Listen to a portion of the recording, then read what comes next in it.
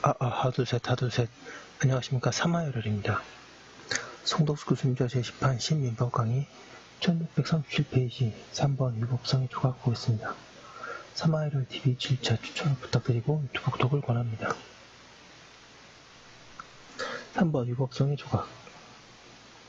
타인에게 손해를 발생시키는 행위라고 하더라도 일정한 사유가 있는 때에는 위법성의 조각 없는 것이 된다. 이러한 사유를 위법성 조각 사유라고 한다. 형법의 위법성 조각 사유가 민법, 불법 행위편에서 많이 주용됩니다. 그러니까 그대로 적용되는 게 아니라 준용된다는 표현이 맞겠죠?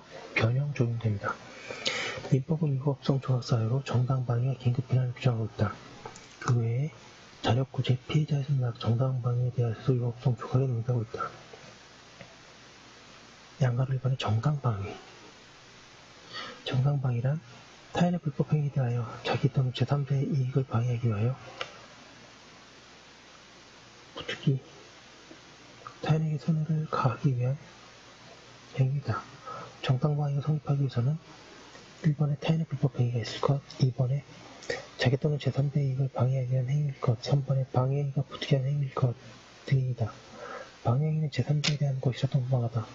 가령 강도를 피하기 위하여 다른 집 거실의 유리창을 깨고 들어간 뒤에도 정당방위가 성립한다. 정당방위에 있어서 반드시 방해행위의 보충의 원칙은 적용되지 않으나 방해에 필요한 한도의 행위로서 사유에 요구되지 않는 상당성 있는 행위를 요하는 것인가? 이 설시와 같은 총기 사용의 경우에 비추어 소의 1중경의 행위는 상당성 있는 행위라고 볼 수 없어 정당방위에도 해당하지 않는다. 정당방위가 성립하면 방해행위 위법성이 조각되어 방해행위자는 손해배상 책임이 없다.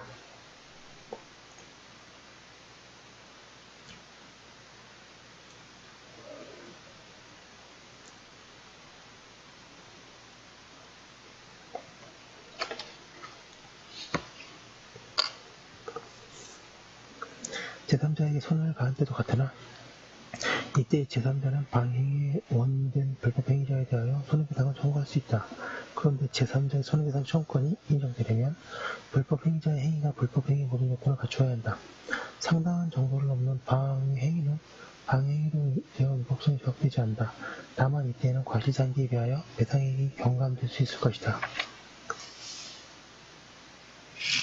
1638페이지 양가로 1번의 긴급피난.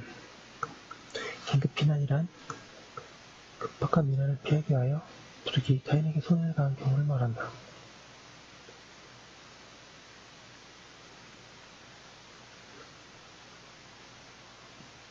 정당방위는 위법한 침해에 대한 반격에 대하여 긴급피난을 위법하지 않은 침해에 대한 피난의 점에서 둘은 차이가 있다. 긴급피난의 성립 요건은 1번에 현재의 급박한 민원을 피하려는 행위일 것, 동그라미 2번. 자기 또는 제3자의 이익을 보호하기 위한 행위일 것, 3번 부득이 할 것 등이다.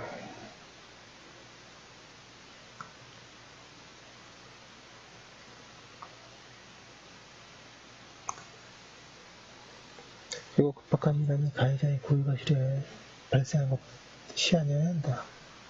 긴급피난이 성립하면 긴급피난 행위 위법성이 조각되어 행위자는 손해배상 책임이 없다. 그리고 긴급피난이 제3자에 대하여 행하여진 경우에는 민원의 원인을 발생시키다가 불법행위 요건을 갖추는 때에는 그 제3자는 불법행위자에게 손해배상을 청구할 수 있다. 양가로 3번의 자력구제. 자력구제는 청구권을 보전하기 위하여 국가기관의 구제를 기다릴 여유가 없는 경우에는 권리자가 스스로 구제하는 행위이다. 민법은 전매 침탈 또는 방해가 있는 때에 관해서만 명령규정을 두고 있으나 통설은 일반적으로 자력구제를 인정하고 있다.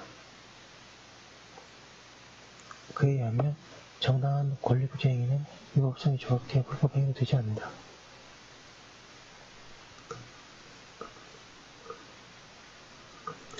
양가로 4번의 피해자의 승낙. 통설은 피해자의 승낙이 있는 경우에도 위법성이 조각된다고 한다.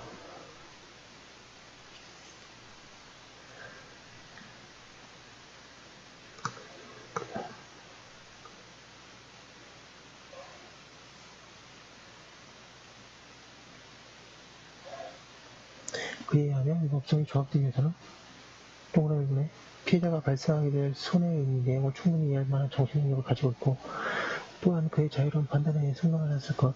동그라미 2번에 승낙이 선량한 풍속, 기타 사유로서에 반하지 않을 것. 3번은 승낙이 행위 당시에 존재하고 있을 것이 필요하다. 그리고 국시의 승낙도 인정될 수 있다고 한다. 5번에 정당 행위, 가행위 가운데 위에어되지 않았지만 법률에 의하여 허용되거나 사회적 타당성이 있어서 정당 행위로 위법성이 조각되는 것이 있다.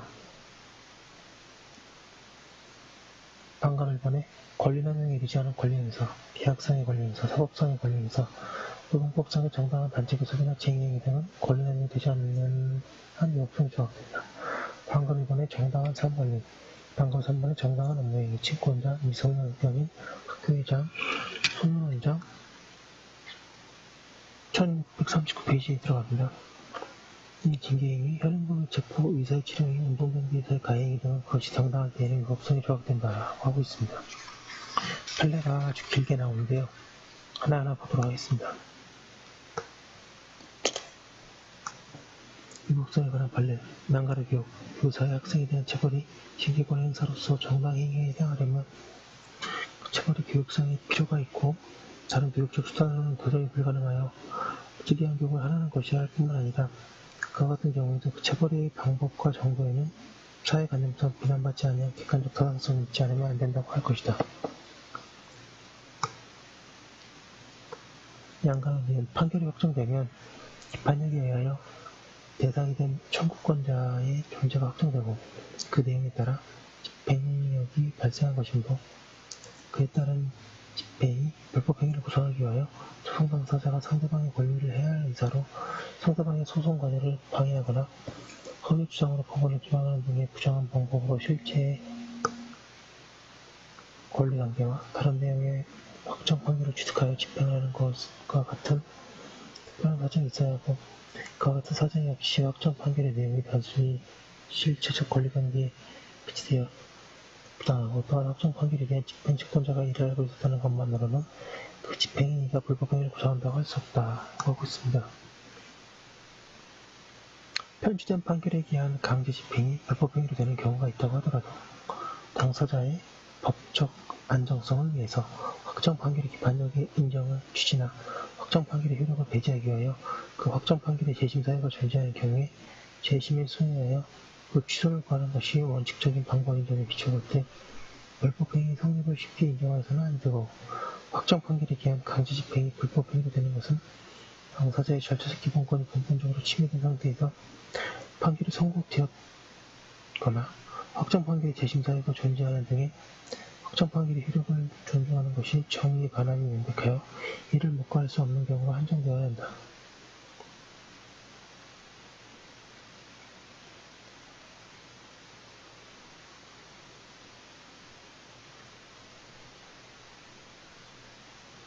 기껏 수사기관에 소환되어 범죄 혐의를 추궁당하며 조사를 받는 피의자나 참고인 그리고 공소 제기되어 재판을 받는 피고인 등이 자신의 형사소출을 피하거나 처벌을 감면하기 위하여 방어할 권리가 있고 한편 수사기관이나 법원은 피의자나 피고인의 진술을 비롯한 재반 증거를 종합적으로 판단하여 기소 여부 또는 유무죄의 여부를 판정한 것이므로 어떤 사람은 수사 및 형사재판을 받는 과정에서 자신의 범죄 혐의에 관련된 사항에 대하여 진술한 내용이 동시에 다른 사람의 범죄 혐의 사실을 뒷받침하는 증거로 작용함으로써 그 다른 사람이 구속 기소되고 유죄 판결까지 받은 뒤에 결국 무죄의 확정 판결을 받기 이르렀다고 하더라도 그 진술의 이가 법령이나 사회통념상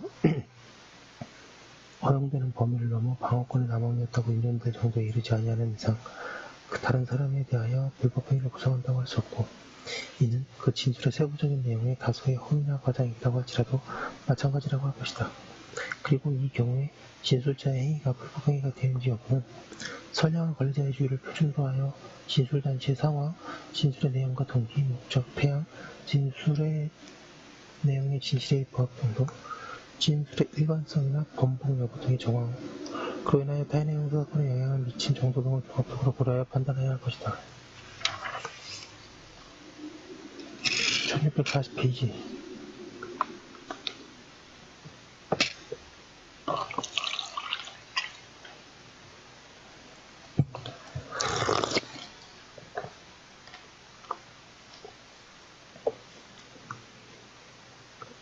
양가로 리얼 교원의 수업고의 행위 위법성은 그 행위의 목적이 정당하였다는 이유만으로 조각되는 것이 아니다. 물론 학생의 학습권은 단순히 학교가 운영하는 교육과정을 유지할 권리에 그치지 않고 자신의 인격적인 성장 발달과 자신의 인격의 자유로운 발현을 도모하는 적극적이고 포괄적인 권리라고 할 것이나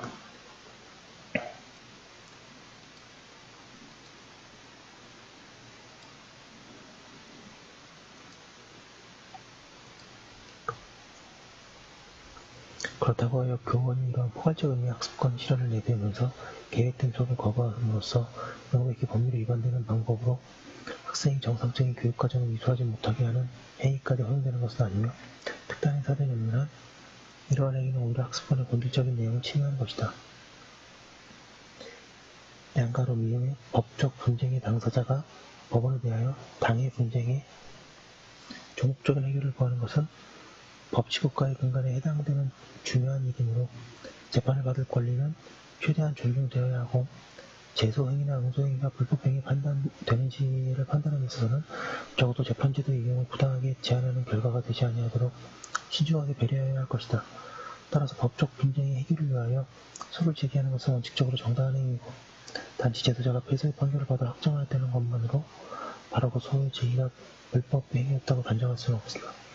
반면에 소를 제기당한 사람 쪽에서 보면 응소를 강요당하고 어쩔 수 없이 그를 위하여 변호사 비용을 지출하는 등의 경제적 정신적 부담을 지게 되는 까닭에 응소자에게 부당한 부담을 강요하는 결과를 가져오는 소의 제기는 위법하게 되는 경우가 있을 수 있으므로 민사소송을 제기한 사람이 패소 판결을 받아 확정된 경우에는 그와 같은 소의 제기가 상대방에게 대하여 위법한 행위가 되는 것은 당해 소송에 있어서 제소자가 주장한 권리 또는 법률관계가 사실적 법률적 근거가 없고 제소자가 그와 같은 점을 알면서 혹은 통상인이라면 그 점을 용이하게 할 수 있음에도 불구하고 소를 제기하는 등 소의 제기가 재판제도의 취지와 목적에 비추어 현저하게 상당성을 잃었다고 인정되는 경우에 한한다 하고 있습니다.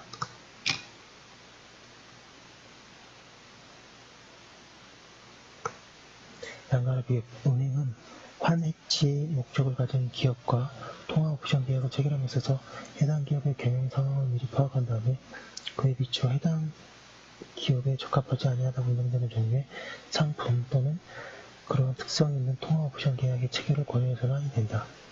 은행이 그러한 의무를 위반하여 해당 기업의 경영 상황에 비추어 과대한 위험을 초래하는 통화옵션 계약을 적극적으로 권유하여 이를 체결하게 할 때에는 이러한 권유는 이른바 적합성의 원칙을 위반하여 고객에 대한 보호 의무를 저버리는 위법한 것으로 불법 행위를 구성한다.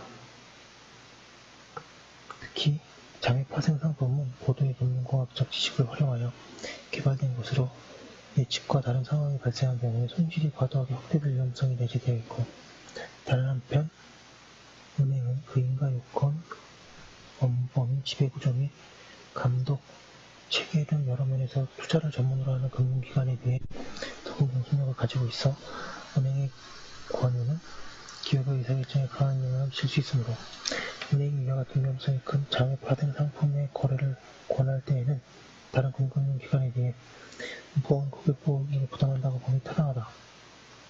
금융기관이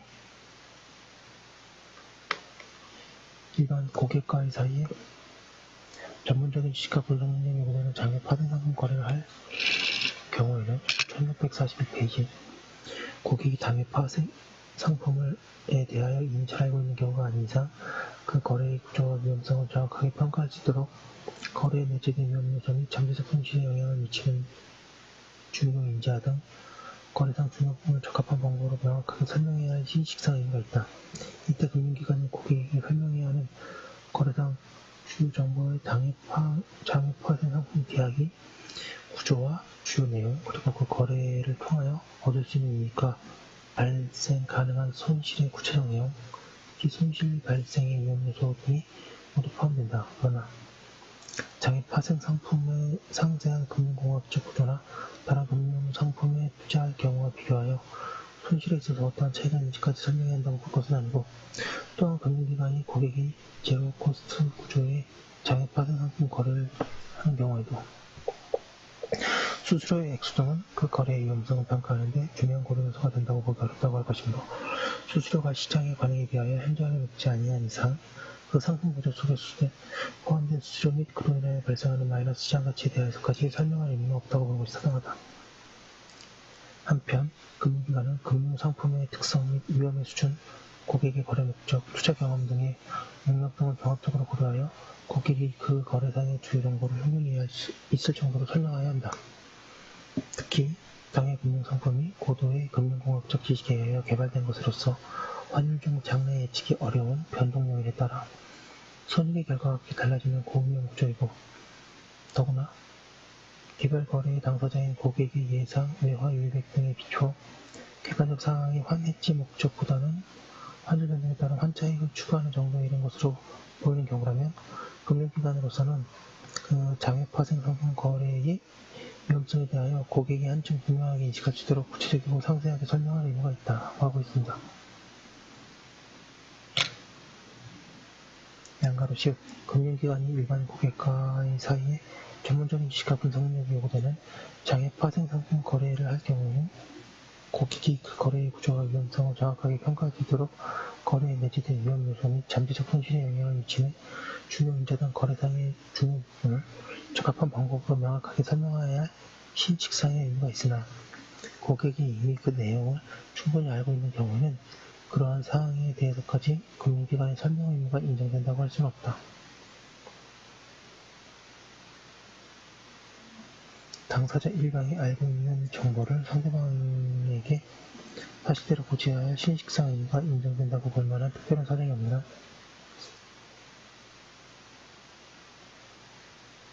매수인의 목적물의 시가를 비하여 매도인에게 고지하지 아니하거나 혹은 시가보다 낮은 가액의 시가를 고지하였다고 하더라도 상대방의 의사결정에 불법적인 간섭을 하였다고 볼 수 없으므로 불법행위가 성립한다고 볼 수 없다. 더구나 매수인이 목적물을 시가를 미리 알고 있었던 것이 아니라 목적물의 시가를 알기 위하여 감정평가법에 의뢰하여 그 감정평가법인이 산정한 평가액을 매도인에게 가격 자료로 제출하는 경우라면 특별한 사정이 없는 한 매수인에게 그 평가액이 시가 내지 적정 가격에 상당하는 것인지를 살펴보시 이상의 의무가 있다고 할 것이고 그러한 범위는 그 법적 성격이 사법상 매매인 공유재산의 매각에 있어서도 마찬가지라고 할 것이다. 양가로 즉 법관의 재판에 법령의 규정을 따르지 않는 잘못이 있다고 하더라도 이로써 바로 그 재판상 직무행위가 1642페이지입니다. 국가배당법 제2조 1항에서 말하는 무법행위에 이르렀을 국가의 손해배상 책임이 발생하는 것도 아니고 그 국가배상 책임이 인정되려면 당해 법관이 위법 또는 부당한 목적을 가지고 재판을 하였다거나 법이 법관의 직무수행상 준수할 것을 요구하고 있는 기준을 현저하게 위반하는 등 법관이 그에게 부여한 권한의 취지를 명백히 어긋나게 할 일을 행사했다고 인정할 만한 특별한 사정이 있어야 한다고 하고 있습니다. 여기까지 한 거 올려두고 다음 거 유수하도록 하겠습니다.